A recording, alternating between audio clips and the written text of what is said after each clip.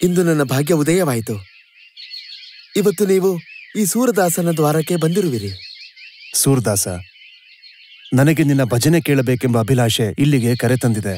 ಬ್ರಿಜದಲ್ಲಿ ನಿನ್ನ ಭಜನೆಗಳ ಜನಪ್ರಿಯತೆಯಿಂದ ನನಗನ್ಸಿದ್ದೇನೆಂದ್ರೆ, ವೃಂದಾವನಕ್ಕೆ ಹೋಗೋದಕ್ಕೂ ಮುಂಚೆ ನಿನ್ನ ಸ್ವರದ ಅಮೃತವನ್ನ ಕುಡಿಬೇಕು ಅಂತ. ನನ್ನ ವರ್ಷಗಳ ತಪಸ್ಸು ಸಫಲವಾಯಿತು. ನಿಮ್ಮಂತ ಶ್ರೋತೃಗಳಿವತ್ತು ನನಗೆ ಸಿಕ್ಕಿದ್ದಾರೆ ಆಚಾರ್ಯ. ಎದ್ದೇಳು ಸೂರದಾಸ.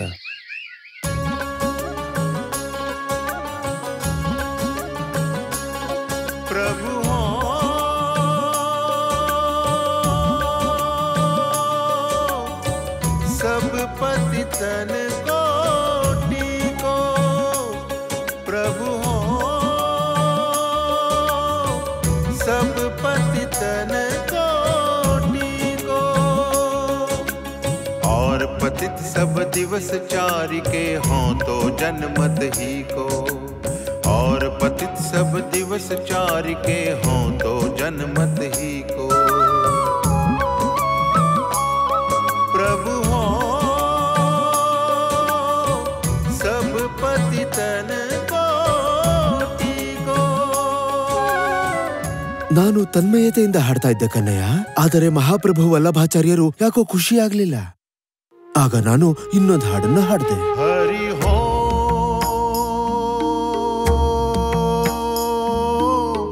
सब पतितनि को नायक। हरि हो, सब पतितनि को नायक। को करी सके बराबरी मेरी, को करी सके बराबरी मेरी। और नहीं को लायक। हरि हो, सब पतितनि को ना। ನಿಲ್ಲಿಸು, ಬೇಡೋದನ್ನ ನಿಲ್ಲಿಸು ಸೂರದಾಸ್. ಆತ್ಮಹೀನತೆ ಹಾಗೂ ದೀನತೆ ಹಾಡು ಹಾಡೋದ್ರಿಂದ ನಿನಗೂ ಹಿತ ಆಗೋದಿಲ್ಲ, ಹಾಗೆ ಕೇಳೋರ್ಗೂ ಕೂಡ. ಸೂರದಾಸ್ ಕೂಡ ಆಗಿರ್ಬೋದು, ಆದ್ರೆ ದೀನರಲ್ಲ. ಯಾರ ಹೃದಯದೊಳಗೆ ಕೃಷ್ಣನಿದ್ದಾನೋ ಆತ ಆತ್ಮಹೀನತೆ ಹಾಡನ್ನ ಹೇಗೆ ಹಾಡಬಲ್ಲ? ಹಾಗಾದರೆ ನಾನೇನು ಮಾಡಲಿ ಪ್ರಭು? ಕೃಷ್ಣ ಲೀಲೆಯನ್ನ ಹಾಡು. ನಾನು ಕೃಷ್ಣನ ಲೀಲೆಗಳನ್ನು ತಿಳಿದಿಲ್ಲ ಪ್ರಭು. ಕೃಷ್ಣ ಚರಿತ್ರೆ ನಾನ್ ನಿನಗೆ ಹೇಳ್ತೀನಿ. ಹೀಗೆ ನನ್ನ ಗುರು ವಲ್ಲಭಾಚಾರ್ಯರು 3 ದಿನದ ತನಕ ಗೌಘಾಟಿಯಲ್ಲಿ ವಾಸ ಮಾಡಿ ನನಗೆ ಕೃಷ್ಣ ಲೀಲೆಯನ್ನು ಕೇಳಿಸಿದರು ಹಾಗೂ ವಿಧಿವತ್ ಸಂಪ್ರದಾಯದಂತೆ ದೀಕ್ಷೆಯನ್ನು ನೀಡಿದರು. ಇದೇ ನನ್ನ ಉಪನಯನ ಸಂಸ್ಕಾರವಾಗಿತ್ತು ಕನ್ನಯ್ಯ. ಇದಾದ ಮೇಲೆ ನನ್ನ ಗುರು ವಲ್ಲಭಾಚಾರ್ಯರು ನನ್ನನ್ನು ಗೋಕುಲಕ್ಕೆ ಕರೆದೊಯ್ದರು ಹಾಗೂ ಅಲ್ಲಿ ಗೋವರ್ಧನನಾಥನಾದ ಶ್ರೀನಾಥನ ದರ್ಶನ ಮಾಡಿಸಿದರು. ಇಲ್ಲಿಂದ ಶುರುವಾಯಿತು ನನ್ನ ವಿದ್ಯಾರಂಭ. ಅದು 11ನೆಯ ಸಂಸ್ಕಾರ. ಆಚಾರ್ಯರ ಮುಖಾಂತರ ಅಕ್ಷರಜ್ಞಾನ ನೀಡುವ ಆರಂಭವೇ ವಿದ್ಯಾರಂಭ ಸಂಸ್ಕಾರ. ಶಿಕ್ಷಣದ ಆರಂಭ ಅಂದರೆ ವಿದ್ಯಾರಂಭ. ನಾನಂತೂ ವೇದಗಳನ್ನು ಕಲಿತಿಲ್ಲ, ಆದರೆ ಭಾಗವತದ ಯಶವನ್ನು ಹಾಡಿ ನನ್ನ ಶಿಕ್ಷಣವನ್ನು ಆರಂಭ ಮಾಡಿದೆ. ಯಾವಾಗ ಆಚಾರ್ಯರ ಬಳಿ ಶಿಕ್ಷಣ ಮುಗಿಯುತ್ತದೋ ಆಗ 12ನೇ ಸಂಸ್ಕಾರ ಶುರುವಾಗುತ್ತೆ, ಅಂದರೆ ಸಮಾವರ್ತನ ಸಂಸ್ಕಾರ. ಸಮಾವರ್ತನದೊಂದಿಗೆ ಬ್ರಹ್ಮಚರ್ಯ ಆಶ್ರಮ ಪೂರ್ಣವಾಗುತ್ತದೆ. ಮತ್ತೆ ಬ್ರಹ್ಮಚಾರಿ 2ನೇ ಆಶ್ರಮ ಅಂದರೆ ಗೃಹಸ್ಥಾಶ್ರಮವನ್ನ ಪ್ರವೇಶ ಮಾಡ್ತಾನೆ. ಸಮಾವರ್ತನ ಸಂಸ್ಕಾರ ಅಂದ್ರೆ ಅಧ್ಯಯನದ ಸಮಾಪ್ತಿ ಅಲ್ಲ, ಏಕೆಂದ್ರೆ ಅಧ್ಯಯನ ಎಂದಿಗೂ ಮುಗಿಯದ ಪ್ರಕ್ರಿಯೆ ಆಗಿರುತ್ತೆ. ಆದ್ರೆ ಸಮಾವರ್ತನದ ನಂತರ ಬ್ರಹ್ಮಚಾರಿ ಧರ್ಮ, ಅರ್ಥ ಹಾಗೂ ಕಾಮಪುರುಷಾರ್ಥಕ್ಕಾಗಿ ಗೃಹಸ್ಥಾಶ್ರಮವನ್ನ ಪ್ರವೇಶ ಮಾಡ್ತಾನೆ. ಕನ್ನಯ್ಯ, ಯಾವಾಗ ಬಾಲಗೋಪಾಲ ಅಥವಾ ರಾಧಾರಾಣಿ ಗೃಹಸ್ಥಾಶ್ರಮವನ್ನು ಪ್ರವೇಶ ಮಾಡ್ತಾರೋ ಅವರ 13ನೇ ಸಂಸ್ಕಾರ ಅಂದ್ರೆ ವಿವಾಹ ಸಂಸ್ಕಾರ ಆಗುತ್ತೆ. ಈ ವಿವಾಹ ಅಂದ್ರೆ ಏನ್ ತಾತ? ವಿವಾಹ ಸ್ತ್ರೀ ಹಾಗೂ ಪುರುಷರ ನಡುವಿನ, ಪತಿ ಹಾಗೂ ಪತ್ನಿಯ ನಡುವೆ ಇರುವ ಪವಿತ್ರ ಬಂಧನವಾಗಿದೆ. ಸ್ತ್ರೀ ಮತ್ತೆ ಪುರುಷ ವಿವಾಹ ಯಾಕೆ ಮಾಡ್ಕೊಳ್ತಾರ ತಾತ? ಕನ್ನಯ್ಯ, ನೀನು ಯಾವಾಗ ದೊಡ್ಡವನಾಗ್ತೀಯಲ್ಲ ಆಗ ನಿನಗೂ ಸಹ ವಿವಾಹ ಆಗುತ್ತೆ ರುಕ್ಮಿಣಿ ಜೊತೆಗೆ. ನೀನು ಮೆರವಣಿಗೆ ಹೋಗೋದನ್ನ ನೋಡಿರ್ತೀಯಲ್ವಾ? ಅದರಲ್ಲಿ ಕುದುರೆ ಮೇಲೆ ಮದುವೆ ಗಂಡು ಕೂತಿರ್ತಾನೆ. ಪರಿವಾರದ ಹಿರಿಯರು, ಸ್ನೇಹಿತರು, ಸಂಬಂಧಿಕರು ಹಾಗೂ ಕುಲದ ದೇವತೆ ಕೂಡ ವಧುವಿನ ಕರೆತರಲು ವಧುವಿನ ಮನೆಗೆ ಹೋಗ್ತಾರೆ. ದೊಡ್ಡ ಉತ್ಸವ ಆಗುತ್ತೆ ವಿವಾಹದ ಸಂಸ್ಕಾರದಲ್ಲಿ.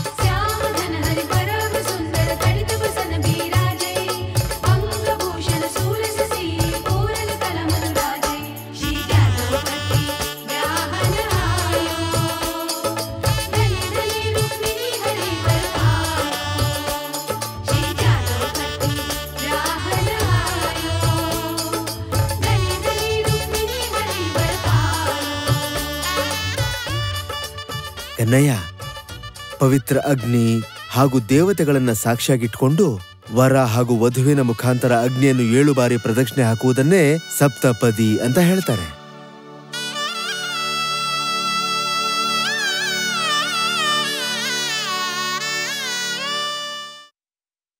ಸಪ್ತಪದಿ ಅಂದ್ರೆ 7 ಪದ, 7 ಹೆಜ್ಜೆ.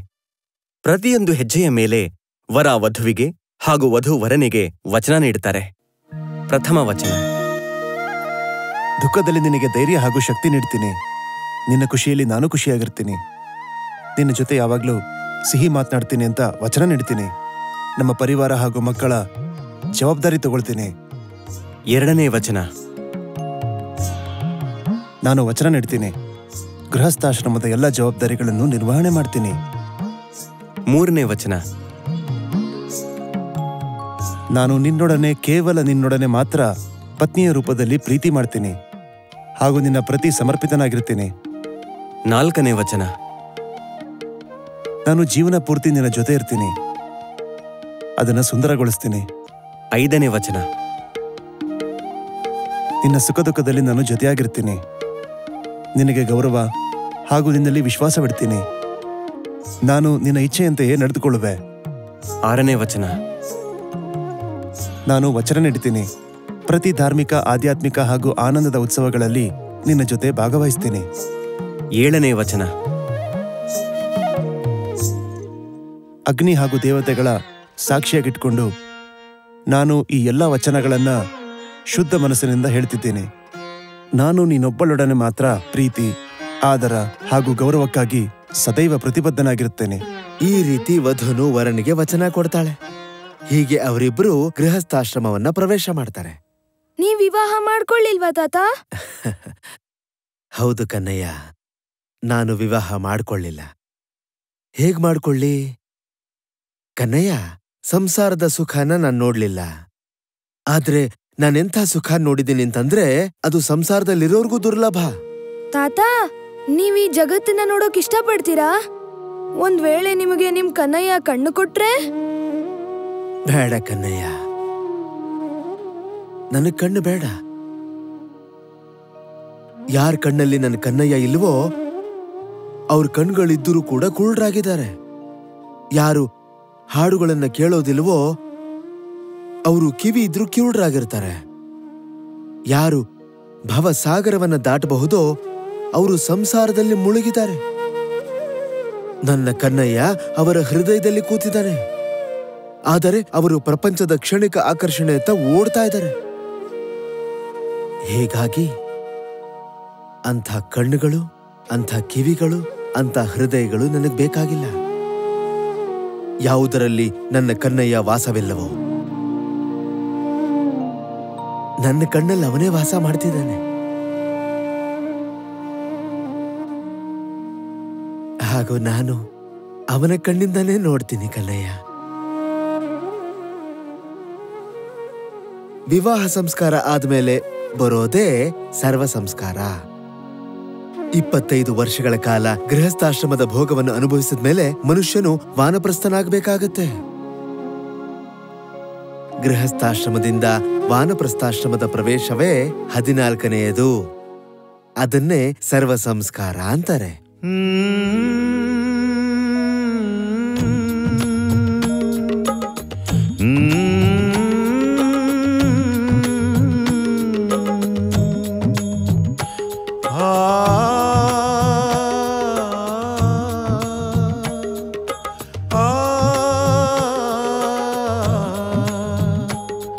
सबे दिन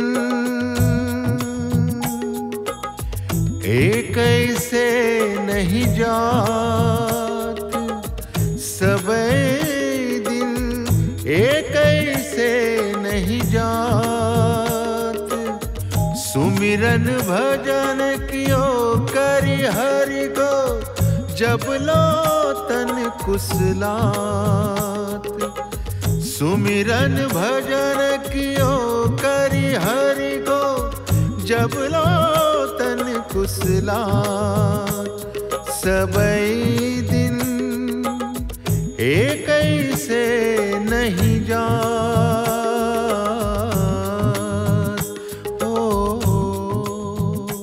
ಇಂದಿನಿಂದ ನೀವು ವಾನಪ್ರಸ್ಥವನ್ನು ಪ್ರವೇಶ ಮಾಡಿದ್ರಿ. ಈಗ ಪತ್ನಿ ಹಾಗೂ ಪುತ್ರರಲ್ಲಿ ಮೋಹ ಬಿಡಬೇಡಿ. ಭೋಜನದಲ್ಲಿ ಏನು ಸಿಗುತ್ತೋ ಅದರಲ್ಲೇ ಸಂತುಷ್ಟರಾಗಿರಿ. ತನು ಹಾಗೂ ಮನಸ್ಸನ್ನು ಪವಿತ್ರವಾಗಿಟ್ಟುಕೊಳ್ಳಿ. ವಸ್ತ್ರ ಶೃಂಗಾರ ಬೇಡ, ಕೇಶಶೃಂಗಾರ ಬೇಡ. ಭೂಮಿ ಮೇಲೆ ಮಲಗಿ ಹಿಂಸೆಯಿಂದ ದೂರವಿರಿ.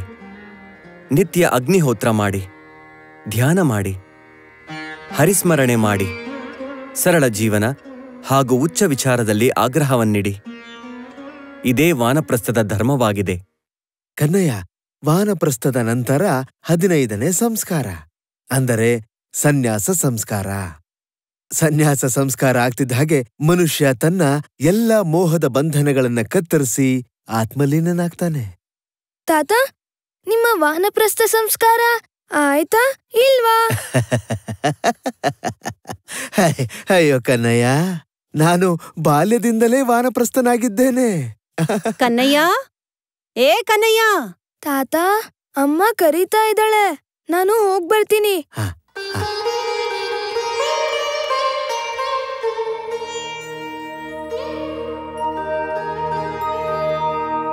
नैननि निरखी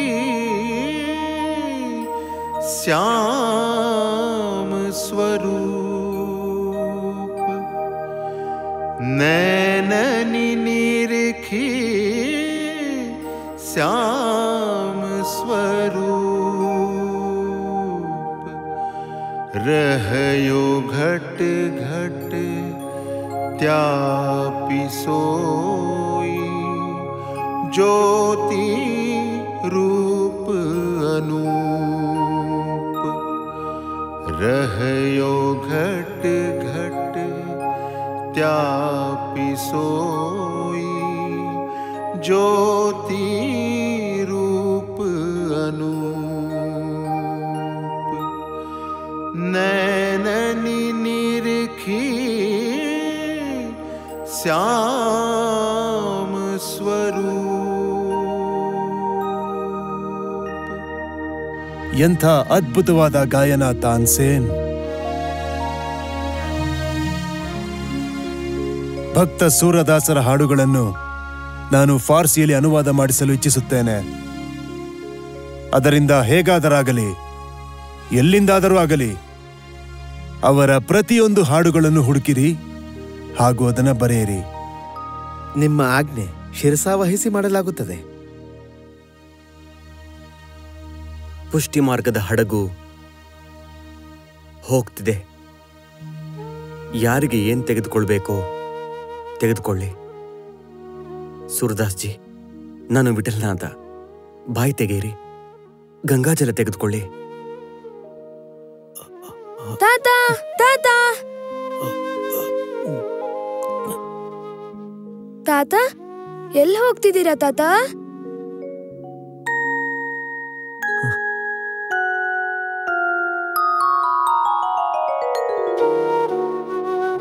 ತಾತ, ಅಮ್ಮ ಹೇಳ್ತಾ ಇದ್ಲು ನೀವು ಗೋಲೋಕಕ್ಕೆ ಹೋಗ್ತಿದ್ದೀರಾ ಅಂತ.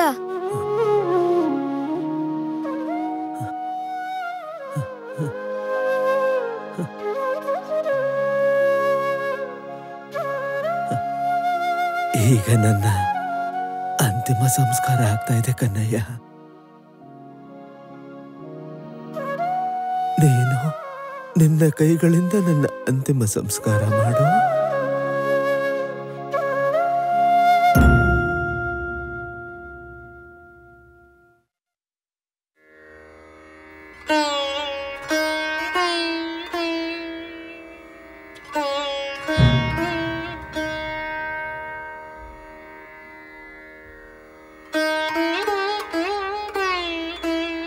ತಾತ, ನಂಗೆ ಗೊತ್ತಾಯ್ತು ಅಂತಿಮ ಸಂಸ್ಕಾರ ಅಂದ್ರೆ ಏನು ಅಂತ.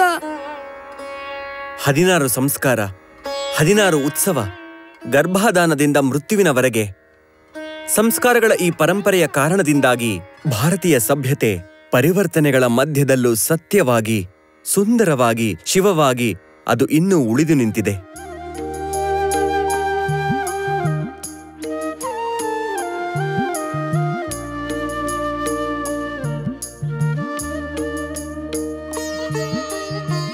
ಚರಣ ಕಮಲ ಬಂದೋ ಹರಿರಾಯಿ, ಚರಣ ಕಮಲ ಬಂದೋ ಹರಿರಾಯಿ, ಜಾಕಿ ಕೃಪಾ पंगु गिरि लंघे, जाकी कृपा पंगु गिरि लंघे, अंधे को सब कुछ दर्शाई, अंधे को सब कुछ दर्शाई,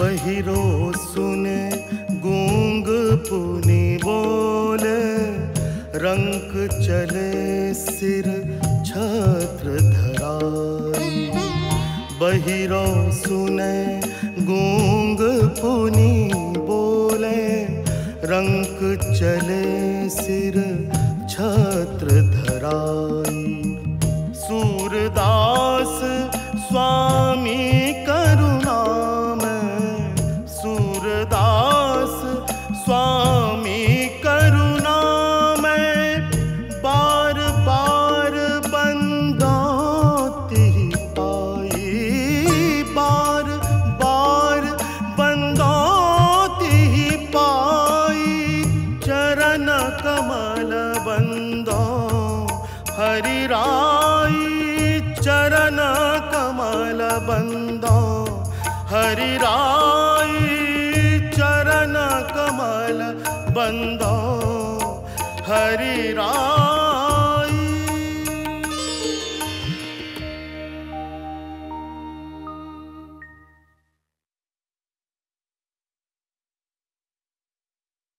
ಬೀರ್ಬಲ್, ಈಗ ನೀನೇ ಏನನ್ನಾದರೂ ಮಾಡಬೇಕು. ಯಾವಾಗಿನಿಂದ ನಾವು ಸುರಸಾಗರದ ಪದಗಳನ್ನು ಒಟ್ಟುಗೂಡಿಸುತ್ತಿದ್ದೇವೋ ಅಂದಿನಿಂದ ಬಹಳ ಜನ ಹಣದ ಆಸೆಯಿಂದ ಸೂರದಾಸರ ಪದಗಳೆಂದು ನಮ್ಮ ಬಳಿ ಬರ್ತಾ ಇದ್ದಾರೆ. ಇದರಲ್ಲಿ ನಿಜವಾದದ್ದು ಯಾವುದು ಅಂತ ನಮಗೆ ಹೇಗೆ ಗೊತ್ತಾಗುತ್ತೆ? ಸೂರದಾಸರ ಹೆಸರಲ್ಲಿ ಬರೆದಿರುವುದು ನಕಲಿ ಅನ್ನೋದು ನಮಗೆ ಹೇಗೆ ಗೊತ್ತಾಗುತ್ತೆ? ಇದು ಯಾವ ಮಹಾನ್ ಕಾರ್ಯ ಮಹಾಪ್ರಭು! ನಿಜವಾದಕ್ಕೆ ಪ್ರಶಸ್ತಿ, ನಕಲಿಗೆ ಶಿಕ್ಷೆ. ಆದರೆ ನಿಜ ಹಾಗೂ ನಕಲಿಯ ಭೇದವನ್ನು ಹೇಗೆ ತಿಳಿಯೋದು? ಮಹಾಪ್ರಭು, ಕೇವಲ ಇಷ್ಟನ್ನು ಪ್ರಚಾರ ಮಾಡಿಸ್ಬಿಡಿ. ಭಕ್ತ ಸೂರದಾಸನ ನಿಜವಾದ ಹಾಡುಗಳ ಶಾಯಿ ನೀರಲ್ಲಿ ಬಿದ್ದರೂ ಕರಗೋದಿಲ್ಲ, ಹಾಗೂ ನಕಲಿ ಹಾಡುಗಳ ಶಾಯಿ ನೀರಲ್ಲಿ ಹಾಕಿದ ತಕ್ಷಣ ಕರಗಿ ಹೋಗುತ್ತೆ ಅಂತ. ಆಮೇಲೆ ನೀವೇ ನೋಡಿ ಶಿಕ್ಷೆಯ ಭಯದಿಂದ ಯಾರು ನಕಲಿ ತರ್ತಾರೆ ಅಂತ. ಬೀರಬಲನು ಎಷ್ಟಾದರೂ ಬೀರಬಲನೇ. ಸತ್ಯವು ಏನೇ ಆಗಿರ್ಲಿ, ಸೂರದಾಸರು ತಮ್ಮ ಜೀವನದಲ್ಲೇ ಕಿಂವದಂತಿಯಾಗಿದ್ರು. ಅವರ ಹೆಸರು ಹಾಗೂ ಅವರ ಶೈಲಿಯನ್ನು ಹೊಂದುವ ಹಾಡುಗಳನ್ನು ಎಷ್ಟು ಜನ ಬರೆದಿದ್ದಾರೋ ಗೊತ್ತಿಲ್ಲ. ಇಂದು ಸೂರದಾಸರಿಲ್ಲ, ಆದರೆ ಸುರಸಾಗರ ಮುಂದೆ ಬರುವ ಸಾವಿರಾರು ಪೀಳಿಗೆಗಳಿಗೆ ಚಿಕ್ಕ ಚಿಕ್ಕ ಕನ್ನಯ್ಯರನ್ನ ಸಂಸ್ಕಾರಿತರನ್ನಾಗಿ ಮಾಡುತ್ತದೆ.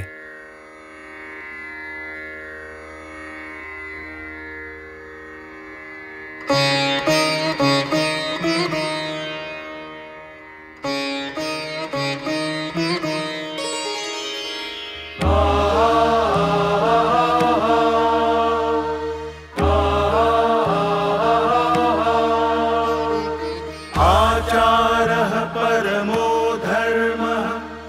धर्मस्य प्रभुरच्युतः जङ्गमाजङ्गमं चैव जगन्नारायणोद्भवम् आचारः परमो ಒಳ್ಳೆಯ ಆಚರಣೆಯೇ ಸರ್ವೋತ್ತಮ ಧರ್ಮವಾಗಿದೆ. ಅಚ್ಯುತನೇ ಆಚರಣೆಯ ಸ್ವಾಮಿಯಾಗಿದ್ದಾನೆ. ಈ ಸ್ಥಿರ ಹಾಗೂ ಅಸ್ಥಿರ ಜಗತ್ತು ನಾರಾಯಣನಿಂದಲೇ ಉತ್ಪನ್ನವಾಗಿದೆ. नारायणोद्भवम् यस्य प्रसादात् भवमङ्गलार्था प्रसूतगङ्गोपनिषत् विशुद्धा समर्पयामो गुरुचिन्मयाय भूयात् प्रसन्नः स शिवस्वरूपः